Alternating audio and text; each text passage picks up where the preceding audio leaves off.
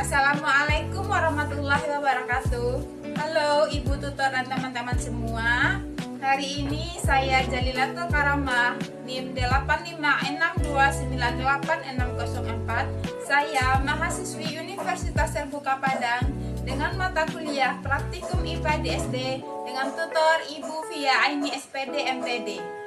Nah, hari ini kita akan melakukan pengamatan mengenai jenis zat dalam makanan. Adapun kegiatan praktikum yang pertama kita lakukan adalah pengelompokan jenis zat makanan berdasarkan gizinya. Nah, adapun alat dan bahan yang telah saya sediakan, yang pertama adalah tempat plastik, kemudian 20 macam makanan. Bahan makanan yang telah saya sediakan.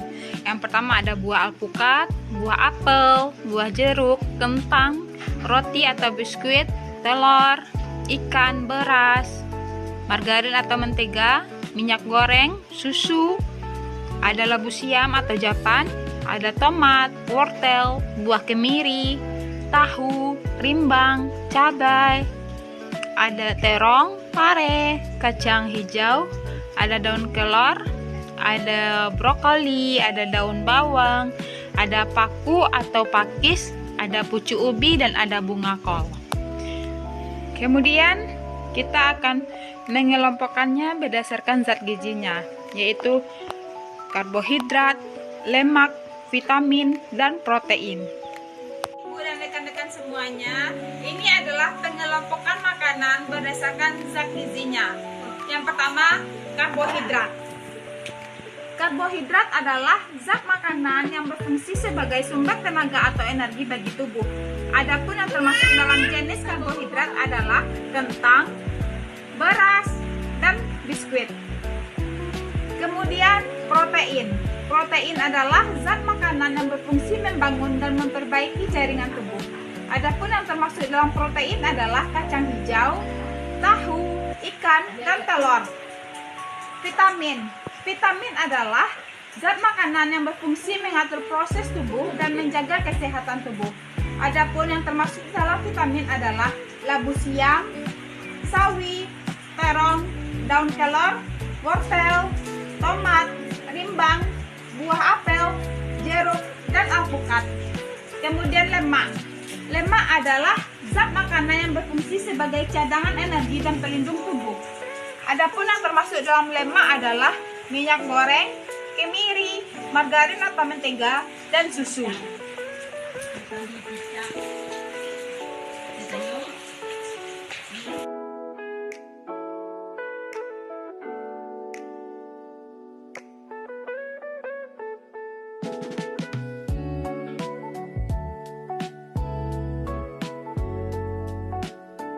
Halo, selamat sore Ibu dan rekan-rekan semua. Setelah kita melakukan kegiatan praktikum yang pertama tentang pengelompokan jenis makanan berdasarkan zat gizinya, sekarang kita akan mulai kegiatan praktikum 2, yaitu pengelompokan jenis sayuran. Adapun alat dan bahan yang telah saya sediakan yaitu tempat plastik dan 20 macam sayuran. Yang pertama yaitu lopak, wortel, bawang putih, bawang merah, kentang, terong, tomat,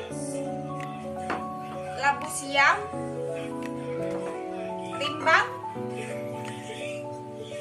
sawi, daun kelor, pare, oyong,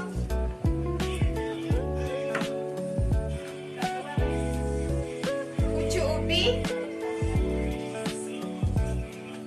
daun papaya, daun bawang, kacang tanah, dan kacang hijau. Kemudian kita akan melompokkan sesuai dengan jenis sayurannya, yaitu Sayuran akar atau umbi-umbian. Sayuran akar atau umbi adalah sayuran yang dimanfaatkan bagian umbinya yang berada di dalam tanah. Contoh wortel, bawang merah, bawang putih, kentang, dan lobak. Kemudian sayuran buah. Sayuran buah adalah sayuran yang dimanfaatkan bagian buahnya. Contoh labu siam, tomat, rimbang, terong, dan cabai. Kemudian sayuran daun. Sayuran daun adalah sayuran yang dimanfaatkan bagian daunnya untuk dimakan. Contoh sawi, daun kelor, pucuk ubi, oyong, pare, daun bawang, dan daun pepaya. Kemudian sayuran kacang-kacangan. Sayuran kacang-kacangan adalah sayuran yang dimanfaatkan bagian buah atau biji dari tanaman kacang-kacangan. Contoh kacang tanah atau kacang merah. Kemudian sayuran tunas. Sayuran tunas adalah sayuran yang dimanfaatkan bagian tunas muda atau kecambahnya untuk dimakan. Contohnya adalah kacang hijau. Berikut pengelompokannya.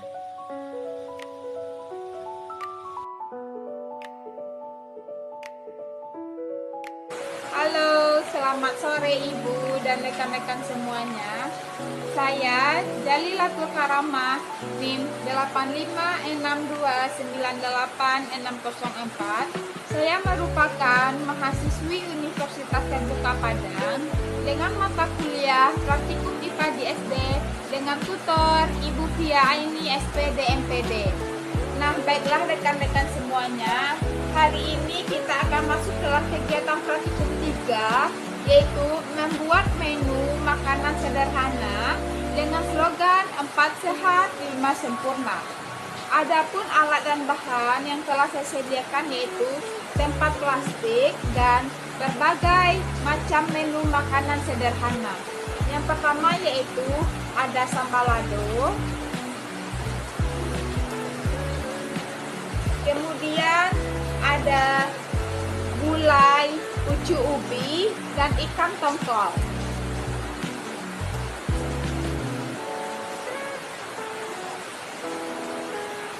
Kemudian ada ikan bakar sambal. Kemudian ada sayuran telur yang isinya ada tahu dan wortel. Kemudian dengan vitaminnya yaitu buah jeruk, dan kemudian ada kalsiumnya yaitu ada air dan ada susu. Berikut kita akan mengelompokkannya menu makanannya berdasarkan slogan 4 sehat 5 sempurna. Ini adalah contoh menu makanan 4 sehat 5 sempurna yang telah saya buat. Yang pertama yaitu ada sambal lado. Sambal lado merupakan makanan khas Sumatera Barat yang memiliki rasa pedas dan menggugah selera. Cabai mengandung vitamin C, tetapi jika terlalu pedas dapat menyebabkan sebagian orang sakit perut. Jadi konsumsinya secukupnya aja ya rekan-rekan semuanya. Kemudian yang kedua yaitu menu ikan bakar sambal. Ikan bakar mengandung protein yang baik bagi tubuh dan membantu pertumbuhan. Jadi ikan bakar sambal ini termasuk ke dalam protein yaitu ikannya. Kemudian yang ketiga yaitu ada gulai, pucuk ubi, dan ikan tongkol. Adapun bahannya yaitu ada pucuk ubi, santan, cabai, bawang merah, bawang putih, dan jangan lupa ikan tongkolnya. Gulai pucuk ubi mengandung serat dan vitamin dari sayuran sehingga baik untuk kesehatan tubuh dan pencernaan. Kemudian yaitu ada menu makanan untuk bayi usia di bawah 5 tahun karena bayi saya makan menu ini, yaitu ada telur, ada wortel, ada tahu, dan jangan lupa kuahnya itu air mineral. Ini merupakan makanan yang baik untuk bayi dan untuk usia dewasa juga, karena di sayur ini mengandung protein, mengandung kalsium juga, karena kita tambahkan juga sebagian susu ke dalam sayuran ini. Kemudian air mineral. Rekan-rekan semuanya, jangan lupa setelah makan jangan lupa minum air putih ya, karena air putih sangat penting untuk menjaga tubuh agar tidak dehidrasi dan membantu proses metabolisme tubuh. Kemudian jangan lupa kita tambahkan dengan susu. Susu mengandung kalsium dan protein yang baik untuk pertumbuhan tulang dan gigi sehingga tubuh menjadi lebih sehat dan kuat. Jeruk mengandung vitamin C yang baik untuk menjaga daya tahan tubuh. Assalamualaikum warahmatullahi wabarakatuh. Halo, selamat pagi Ibu dan rekan-rekan semuanya. Saya Jalil Abdul Karamah, NIM 856298604. Saya mahasiswi Universitas Terbuka Padang dengan praktikum IPA di SD dengan tutor Via Aini SPD MPD. Baiklah rekan-rekan semuanya, hari ini kita akan melakukan praktikum mengenai uji makanan, yaitu uji karbohidrat dan uji lemak. Adapun yang pertama yang akan kita uji adalah uji karbohidrat. Adapun tujuan dari praktikum ini adalah dapat mengidentifikasi jenis makanan yang mengandung karbohidrat. Adapun alat dan bahan yang telah saya sediakan yaitu yodium diganti dengan betadin cair, kemudian jenis makanan. Baiklah rekan-rekan semuanya, adapun alat dan bahan yang telah saya sediakan dalam praktikum uji karbohidrat hari ini adalah kalium iodida kita ganti dengan betadin cair. Kemudian ada tahu, kacang hijau, putih telur, tepung terigu, gula pasir, nasi, margarin, kentang, dan apel. Dan sudah diberi label masing-masing di samping jenis makanannya. Kemudian cara kerja yang pertama yaitu setiap jenis makanan kita tetesi betadin 2-3 tetes. Yang pertama kita beri pada kentang. 1, 2, 3. Kemudian pada apel. 1. Kemudian pada gula pasir. Kemudian pada nasi. Kemudian pada margarin, kemudian pada tahu,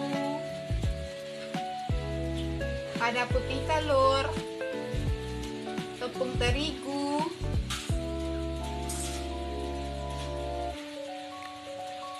dan pada kacang hijau.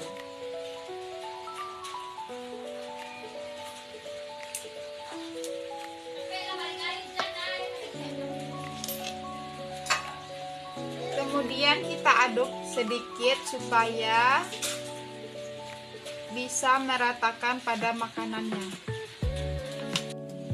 Baiklah rekan-rekan semuanya, seperti yang kita lihat bahwa hasil praktikum kita pada uji karbohidrat kali ini adalah bahwa apel, kentang, dan margarin yang sebelum ditetesi betadin berwarna kuning dan setelah ditetesi betadin berubah menjadi warna merah kekuningan. Kemudian pada tahu, pada gula pasir dan putih telur sebelum ditetesi betadin itu berwarna putih. Kemudian setelah ditetesi betadin berubah menjadi merah kekuningan. Dan begitupun pada kacang hijau. Sebelum ditetesi betadin berwarna hijau dan setelah ditetesi betadin berwarna kuning kecoklatan. Dan ada perbedaan pada nasi dan tepung terigu. Awalnya sebelum ditetesi betadin berwarna putih, dan setelah ditetesi betadin berubah menjadi ungu biru. Berikut hasil dari praktikum kita pada uji karbohidrat kali ini.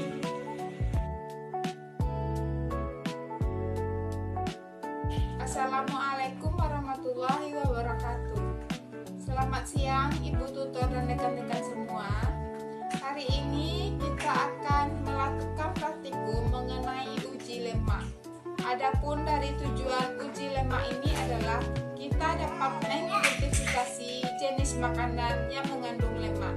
Adapun alat dan bahan yang telah saya siapkan yang pertama yaitu lampu senter, kemudian kertas label yang sudah diberi nama jenis makanan, kemudian air, ada santan, dan ada pipet, kemudian susu dan 1 sendok, kemudian ada lilin, ada margarin, ada seledri, ada wortel, ada kacang hijau, dan ada minyak goreng. Kemudian langkah pertama yaitu teteskan minyak ke kertas label yang sudah diberi nama.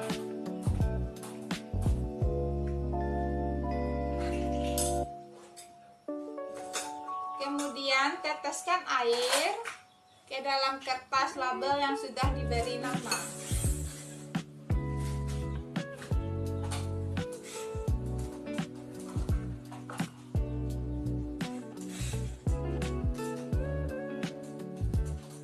Kemudian tunggu kertas tersebut sekitar 5-10 menit. Sembari menunggu hasil dari air dan minyak goreng, kemudian kita tetesi, kemudian kita gosokkan wortel ke kertas label.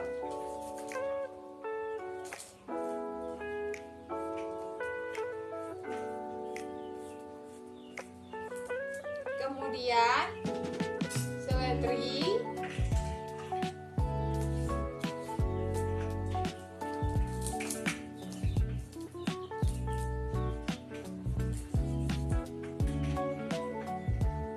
kemudian kemiri,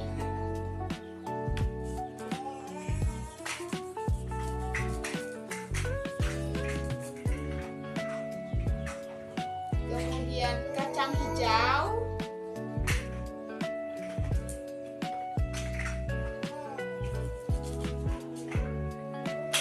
kemudian margarin, kita panaskan dulu.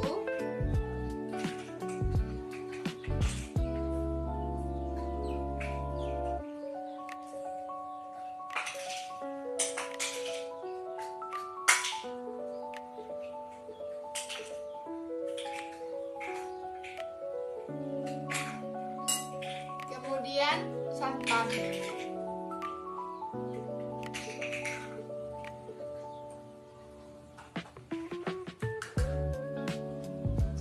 dan susu.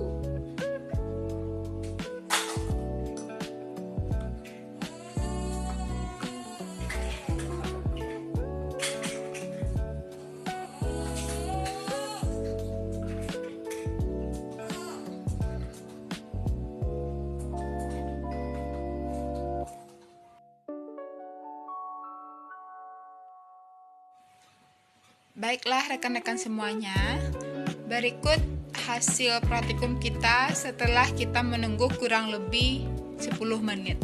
Yang pertama yaitu minyak goreng.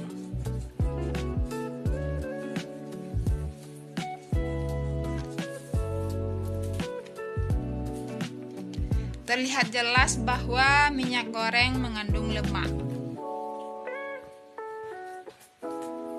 Kemudian air,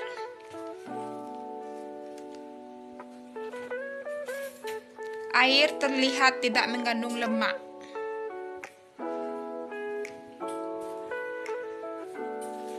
Kemudian kemiri terlihat jelas mengandung lemak. Kemudian kacang hijau tidak mengandung lemak. Selanjutnya seledri. Seledri tidak mengandung lemak. Kemudian susu. Susu terlihat jelas mengandung lemak. Kemudian wortel tidak mengandung lemak. Kemudian margarin mengandung lemak. Dan terakhir yaitu santan mengandung lemak. Baiklah teman-teman semua, inilah hasil praktikum kita tentang uji lemak. Terima kasih.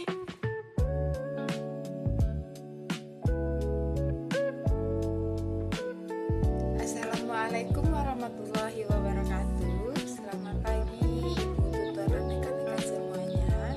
Saya Jalilatul Karamah, NIM 856298604. Saya merupakan mahasiswi Universitas Terbuka Padang dengan mata kuliah Praktikum IPA di SD dengan tutor Ibu Via Aini SPD MPD. Nah, kali ini kegiatan praktikum kita adalah tentang sistem pencernaan manusia. Adapun tujuan dari praktikum ini adalah kita dapat mengurutkan sistem pencernaan manusia dari awal sampai akhir. Adapun alat dan bahan yang telah saya sediakan yang pertama yaitu alat tulis dan gambar sistem pencernaan. Baiklah teman-teman semuanya, hari ini kita akan mengurutkan sistem pencernaan manusia dari awal sampai akhir. Yang pertama yaitu mulut. Mulut merupakan tempat pertama masuknya makanan. Di dalam mulut terjadi pencernaan mekanik oleh gigi yang mengunyah makanan. Kemudian pencernaan kimiawi oleh air liur yang mengandung enzim amilase untuk memecah karbohidrat. Dan lidah membantu mencampur makanan dan mendorongnya ke kerongkongan. Kemudian yang kedua yaitu kerongkongan. Kerongkongan adalah saluran yang menghubungkan mulut dengan lambung. Makanan bergerak melalui gerakan peristaltik, yaitu gerakan otot yang mendorong makanan menuju lambung. Kemudian yang ketiga, lambung. Lambung berfungsi menampung dan mencerna makanan. Di dalam lambung terdapat asam lambung atau HCl untuk membunuh kuman, enzim pepsin untuk mencerna protein. Makanan diubah menjadi bentuk setengah cair yang disebut dengan chymus. Kemudian yang keempat yaitu usus halus. Usus halus merupakan tempat utama penyerapan nutrisi. Usus halus terdiri atas duodenum atau usus 12 jari dan jejunum atau usus kosong, ileum dan usus penyerapan. Di dalam usus halus, makanan dicerna dengan bantuan empedu dari hati dan enzim dari pankreas. Dan nutrisi seperti glukosa, asam amino, vitamin, dan mineral diserap ke dalam darah. Kemudian yang kelima yaitu usus besar. Usus besar berfungsi menyerap air dan mineral membentuk fases dan menyimpan sisa makanan sebelum dikeluarkan. Di dalam usus besar terdapat bakteri baik yang membantu pembusukan sisa makanan. Dan terakhir yaitu rektum atau anus. Rektum berfungsi menyimpan fase sementara. Anus berfungsi sebagai tempat pengeluaran sisa makanan dari tubuh.